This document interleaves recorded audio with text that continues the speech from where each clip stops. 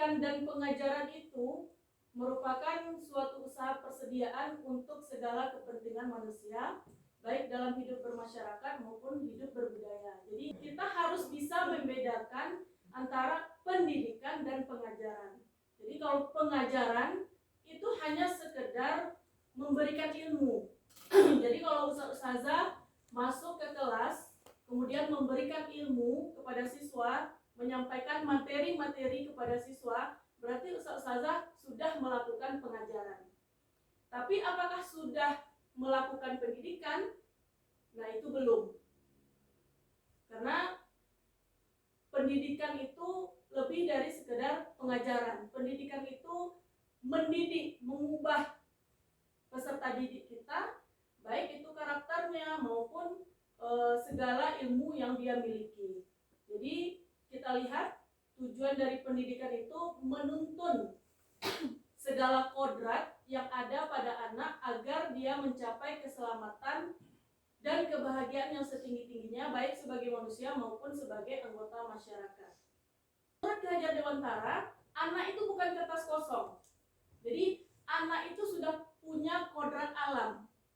Kodrat alam itu yang dia miliki, misalnya seorang anak dia punya latar belakang keluarga yang berbeda-beda. Misalnya dia dari keluarga miskin atau keluarga yang bapaknya bekerja sebagai buruh. Kalau kita sebagai pendidik, berarti kita menuntun anak itu, menuntun untuk mengubah atau mengarahkan dia pada kodrat yang baik. Nah, itu tujuan pendidikan. Jadi kita melakukan pendidikan itu seperti kita menanam sebutir jagung misalnya. Kita menanam sebutir jagung. Nah, pendidikan itu yang mana? Biji jagung yang baik, biji jagung yang berkualitas, kalau dia ditanam di tempat, misalnya tanahnya tidak subur, kemudian setelah dia ditanam dibiarkan begitu saja, tidak dipupuk, tidak disiram, tidak disiangi, gitu kan? Maka nanti apa yang dihasilkan di situ akan tumbuh jagung yang tidak berkualitas. Tapi kalau kita menanam sebutir jagung dengan biji yang bukan kualitas super, tapi kita tanam di tempat yang subur, kita kasih pupuk, kita siangi, kita bersihkan sampai dia menghasilkan, maka dia akan menghasilkan jagung yang berkualitas. Gitulah proses pendidikan itu. Ki Hajar Dewantara menekankan 3 semboyan, yaitu Ingarso Sungtulodo, Ing Madya Mangunkarso, Tutwuri Handayani. Mungkin ustazah masih ingat Ingarso Sungtulodo, berarti seorang guru bagaimana? Harus memberikan contoh teladan. Jadi seorang guru harus memberikan contoh teladan. Ya, seperti yang sudah kita terapkan di sini. Kita menyuruh anak sholat berjamaah, berarti kita terlebih dahulu yang sholat berjamaah, contohnya. Atau kita menyuruh anak memungut sampah, berarti yang duluan memungut sampah siapa? Gurunya. Ing Madya Mangunkarso. Nah, Ing Madya Mangunkarso artinya kita berada di antara anak-anak itu untuk memberikan motivasi. Tutwuri Handayani. Guru selalu berada di belakang siswa untuk mendorongnya lebih giat. Jadi 3 tugas kita, tugas pokok kita ustazah. Memberikan contoh teladan, memberikan motivasi dan mendorongnya untuk berkarya, itu tugas kita. Mandiri itu maksudnya seorang guru ketika melakukan suatu pekerjaan tidak harus menunggu instruksi. Jadi ustazah, ibarat kita nih, misalnya soal perangkat pembelajaran, kita udah tahu nih ini adalah tugas kita. Nah, tidak perlu menunggu diinstruksikan dulu baru kita mulai mengerjakan. Nah, itu berarti belum ada nilai mandirinya. Kemudian kalau ada pelatihan-pelatihan misalnya, tanpa disuruh oleh sekolah, kita mengikuti sendiri. Reflektif itu artinya misalnya ustazah setelah melaksanakan pembelajaran, kemudian ustazah tanyakan lagi kepada siswa, bagaimana nak, apakah yang ustazah jelaskan tadi sudah dipahami, misalnya kan? Bagaimana menurut kalian proses pembelajaran kita tadi? Sudah menarikkah? Membosankankah? Misalnya kan? Apa kekurangan-kekurangan yang didapatkan? Kolaboratif itu artinya seorang guru itu harus berkolaborasi, baik dengan siswa, baik dengan guru, maupun dengan stakeholder yang ada di sekolah. Seperti yang tadi misalnya, ini saya mau diseminasi berkolaborasi dengan penjab TK misalnya kan, berkolaborasi dengan guru, dengan Ustaz Aga, dengan Ustazah Erin. Nah, itu namanya kolaborasi. Jadi kita tidak berjalan sendiri. Sebenarnya inovatif yang dimaksud itu kita memberikan sesuatu yang baru, misalnya dalam proses pembelajaran. Biasanya kita membagi kelompok dengan number head misalnya ya, nomor hitung 1, 2, 3, 4, 5 misalnya kan, kelompok nomor 1, kelompok 1, nomor 2, kelompok 2, nomor 3, kelompok 3. Biasanya seperti itu, atau kita tunjuk aja si A, si B, si C, nah kamu kelompok 1, kamu kelompok 2. Nah sekarang bagaimana kita memberikan inovasinya? Misalnya, baik, siapa yang nomor sepatunya 39 misalnya kan? Nah, anak-anak tunjuk 3, 4 orang. Oke, kamu kelompok 1 gitu. Itu yang inovatif maksudnya. Jadi kita melakukan inovasi dalam proses pembelajaran. Jadi kemudian nilai yang terakhir berpihak pada murid. Apa maksudnya berpihak pada murid? Artinya gini Ustazah, apapun yang kita kerjakan di kelas itu orientasinya adalah siswa. Tapi kita berikan pembelajaran yang menuntun siswa untuk melakukan berbagai aktivitas. Itu menggerakkan komunitas berarti kita mendorong misalnya di sini misalnya guru-guru misalnya kan mendorong untuk berbuat sesuatu atau berkarya gitu.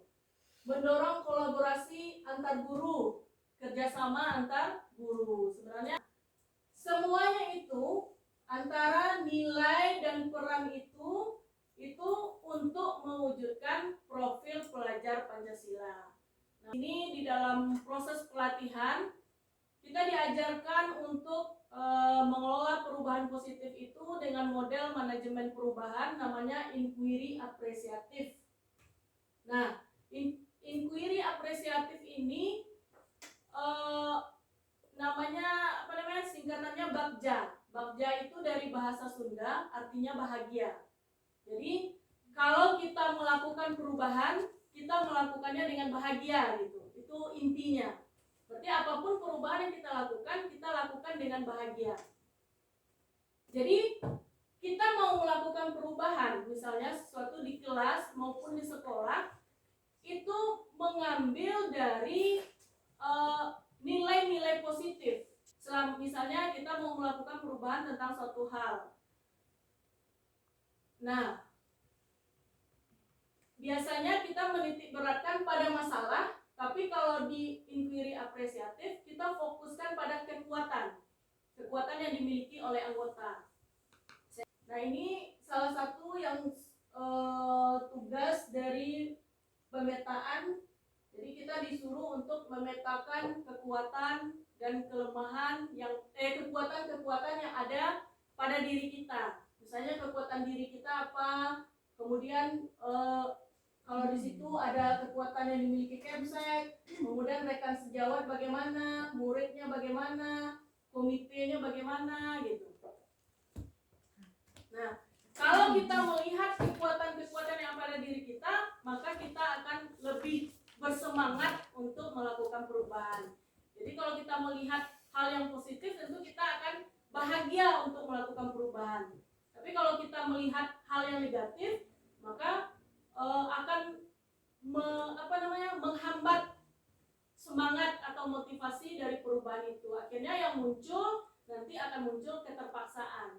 Tapi kalau kita bahagia, maka kita akan melakukannya dengan ikhlas. Di sini Ustazah perubahan paradigma belajar. kemudian motivasi perilaku, kemudian kebutuhan dasar, ada disiplin positif, posisi kontrol restitusi, keyakinan kelas, dan segitiga restitusi. Ini materi yang ada pada budaya positif. Lihat di sini, disiplin diri dapat membuat seseorang menggali potensi menuju sebuah tujuan, sesuatu yang dihargai dan bermakna. Dengan kata lain, disiplin juga mempelajari bagaimana cara kita mengontrol diri, bagaimana menguasai diri untuk memilih tindakan yang mengacu pada nilai-nilai yang kita hargai. Jadi, dari kata disiplin diri yang ada di sini, Ustazah, berarti disiplin itu kalau selama ini kita memahaminya, disiplin itu berkaitan dengan aturan. Dan kita memberikan sanksi kepada siswa itu menjadi alternatif terakhir dalam disiplin positif. Jadi kalau bisa pemberian sanksi itu tidak ada gitu. Itu ada keyakinan kelas. Nah ini kemarin pernah diupload di WSMA tentang keyakinan kelas. Jadi apa nilai-nilai universal yang harus kita tanamkan dalam diri siswa? Nah itulah yang kita buat dalam keyakinan kelas. Jadi misalnya kita buat di kelas itu, kita sepakati dengan anak. Ini keyakinan kelas, Ustazah. Jadi kalau wali kelas misalnya di awal tahun pembelajaran, buat dulu, maksudnya menyatukan visi dengan siswa gitu, dengan membuat keyakinan kelas. Apa yang dia yakini, misalnya menghargai orang lain misalnya. Jadi antara keyakinan dengan aturan itu berbeda ya Ustazah. Jadi kalau dia keyakinan berarti sesuatu yang dia yakini, sama kayak iman kan kita yakin ya. Kita yakin. Nah, keyakinan kelas juga seperti itu. Sesuatu yang mereka yakini, misalnya menghargai orang lain. Kalau menghargai orang lain, berarti apa yang harus dilakukan siswa? Kalau dia mengganggu temannya, apakah dia menghargai? Tidak, misalnya. Kalau dia guru sedang berbicara, kemudian dia ngobrol di belakang, apakah dia menghargai? Berarti tidak. Jadi kita buat keyakinan yang menggambarkan nilai-nilai universal, nilai-nilai umum.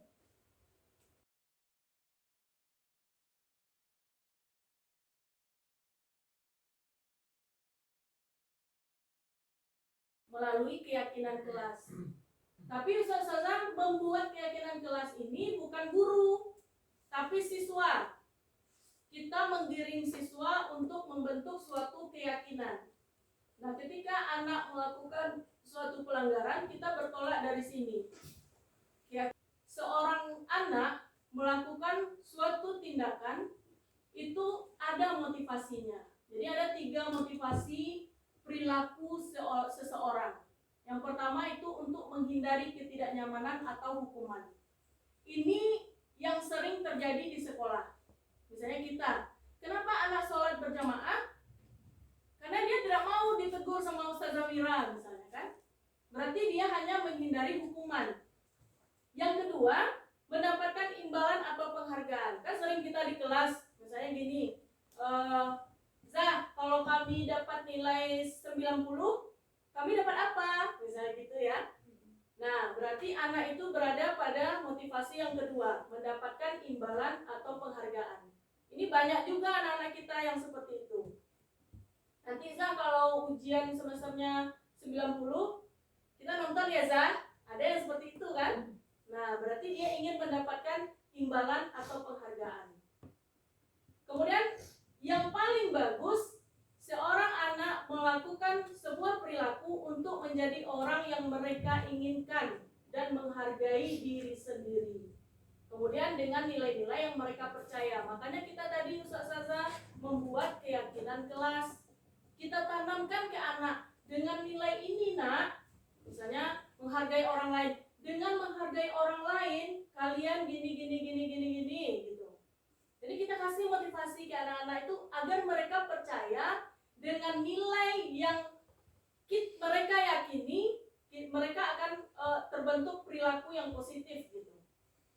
Seseorang itu berbuat sesuatu atau anak melakukan sesuatu itu membutuhkan, ada kebutuhan. Apa kebutuhannya? Misalnya kesenangan, cinta dan kasih sayang. Misalnya gini, anak Miss Feby berlari-lari di kelas, kemudian diganggunya temannya.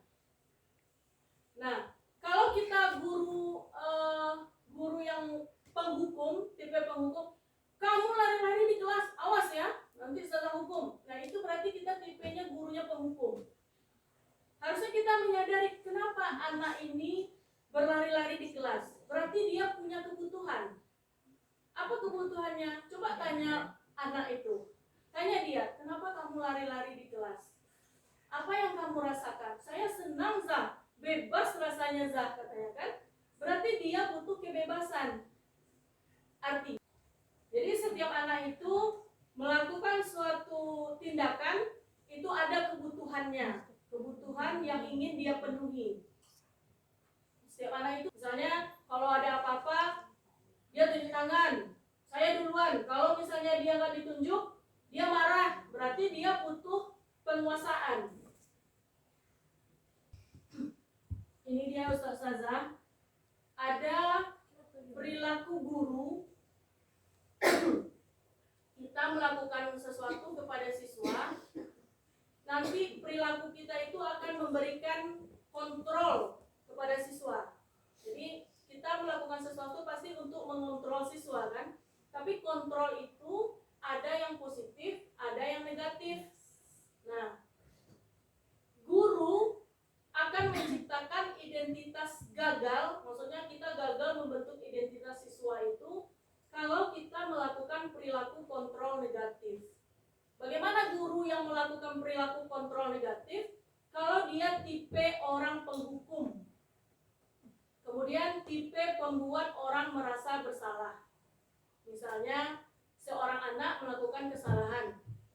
Kamu melakukan kesalahan. Oke, sekarang kamu bersihkan halaman sampai bersih. Itu tipe penghukum. Nah, kalau pembuat merasa bersalah, gimana? Apa yang kita sampaikan kepada anak? Kamu tuh benar-benar sudah mengecewakan Saza. Sedih Saza. Merasa bersalah, anak? Iya, pasti dia merasa bersalah. Nah, itu akan membentuk identitas yang gagal. Jadi murid nanti akan meletakkan apa namanya?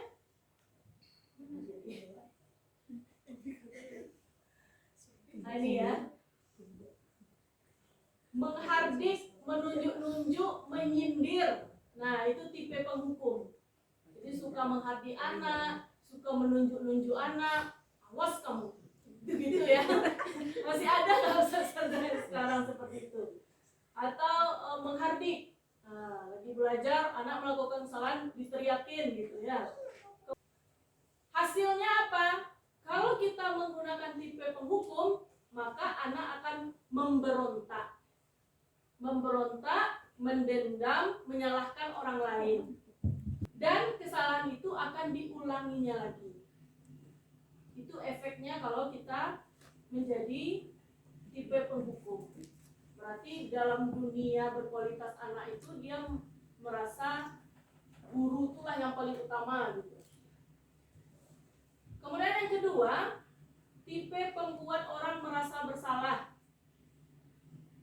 Nah, kalau tipe pembuat rasa bersalah itu berarti gurunya kalau memarahi anak suka berceramah panjang lebar gitu.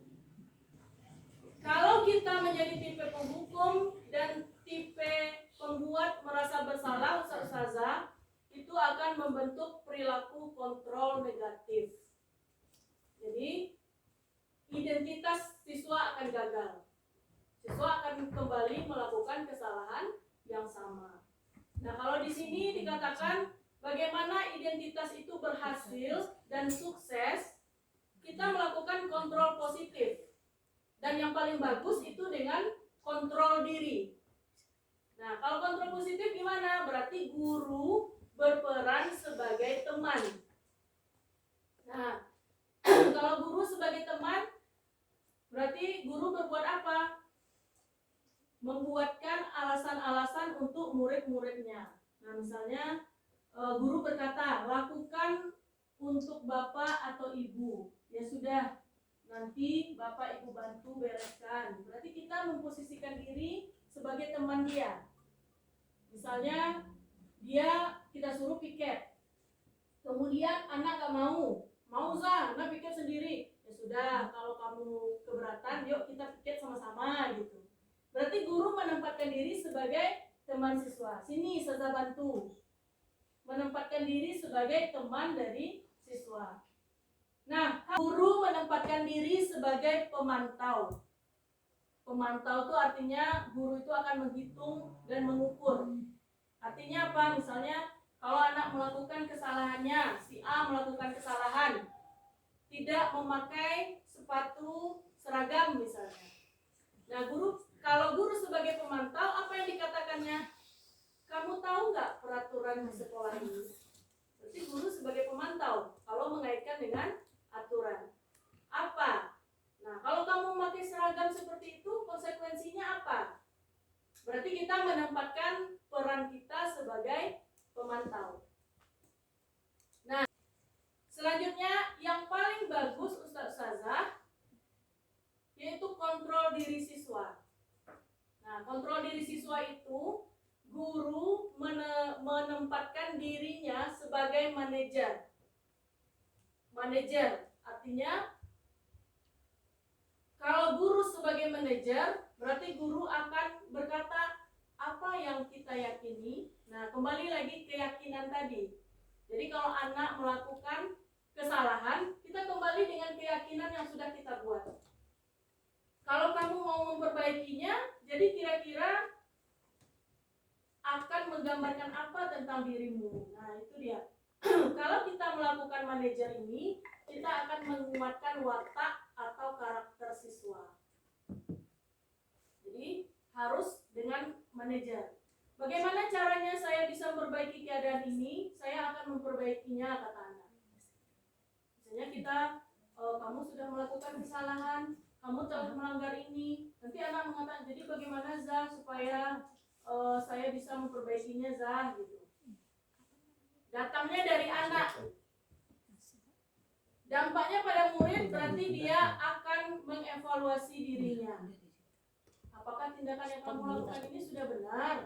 Jadi misalnya dia melanggar nih, terlambat masuk kelas. Berarti dia tidak disiplin. Kalau dia ingin sukses berarti dia harus disiplin. Itu keyakinan dia. Nah, berarti dia sudah melanggar keyakinan. Kita tanyakan ke anak, apa keyakinan yang sudah kamu langgar? Nanti dia akan menyampaikan. Kemudian kita harus validasi. Artinya validasi itu kita tanyakan, kamu tentu punya alasan mengapa kamu melakukan itu. Jadi kita bilang ke anak, Saza tahu sekarang kamu terlambat, pasti kamu punya alasan kenapa kamu terlambat. Coba sampaikan. Nah, itu yang kita sampaikan ke anak dengan bahasa yang baik, tidak dengan emosional, dengan nada yang lemah lembut. Nah, kemudian lakukan ini pasti ada alasannya. Ya Zah, saya terlambat Zah, saya belum makan lagi Zah. Misalnya gitu ya, berarti dia butuh untuk bertahan hidup. Kalau dia mau butuh makan kan dia butuh untuk bertahan hidup. Saya belum makan lagi Zah, tadi ketiduran misalnya kan. Nah, baru kita stabilkan identitas Zah, tahu kalau kamu terlambat karena belum makan itu kan memang penting untuk kita. Tapi kamu kan tahu keyakinan kelas kita seperti ini, tidak boleh. Nah, berarti dia kasih solusi, ya Zah, nanti saya akan pasang alarm misalnya kan, supaya tidak ketiduran Zah. Nah, terus saya akan cepat-cepat makan Zah. Setelah itu saya pergi sekolah misalnya kan. Berarti kita sudah membuat anak memanajeri dirinya sendiri gitu. Nah, kalau anak sudah berkata seperti itu, kita harus percaya dengan mereka. Baik, sekarang kamu boleh masuk minggu depan. Ibu tidak mau lagi, Saza nggak mau lagi melihat kamu terlambat. Nah, coba terapkan apa yang sudah kamu gambarkan tadi. Jadi seperti itu Saza kalau dalam segitiga restitusi. Bukan kita yang mengontrol. Kalau kita sebagai penghukum atau sebagai pembuat rasa bersalah, berarti kita yang mengontrol anak. Harusnya kita harus bisa membuat anak itu mengontrol dirinya sendiri. Makanya ketika dia melakukan kesalahan, bisa kita terapkan segitiga restitusi ini. Jadi Ustazah, ini dia membangun budaya positif di sekolah itu dengan membuat kesepakatan kelas, kemudian disiplin bukan hukuman. Jadi kurang-kurangi memberikan hukuman kepada siswa. Ya, tapi kita menerapkan disiplin, menanamkan bahwa disiplin itu suatu keyakinan yang harus mereka yakini bahwa dengan disiplin mereka akan sukses gitu.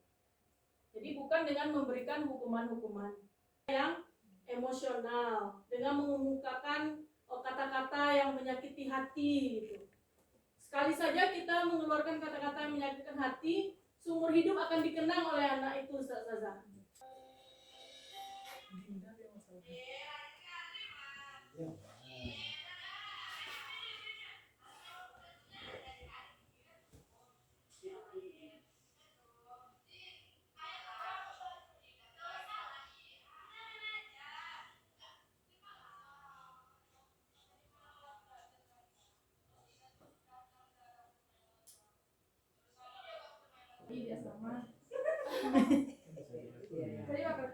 Kembali ke asrama. Kembali ke asrama. Kenapa lagi suruh asrama?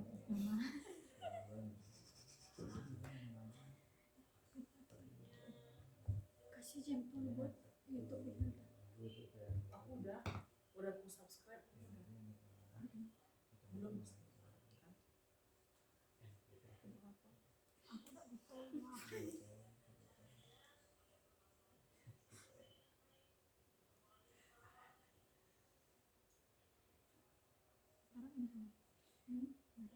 Para natural.